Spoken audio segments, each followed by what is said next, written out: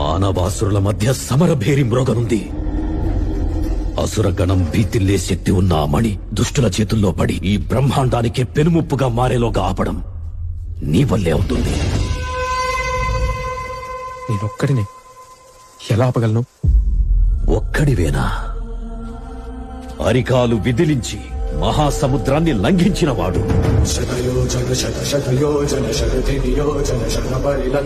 రాక్షస సైన్యాన్ని మట్టుబెట్టి రావణుడి సింహాసనాన్ని కంపించినవాడు,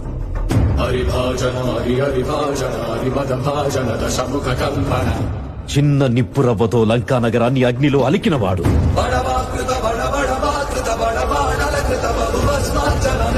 త్రేతాయుగంలో రాముడి నీడయ్యాడు,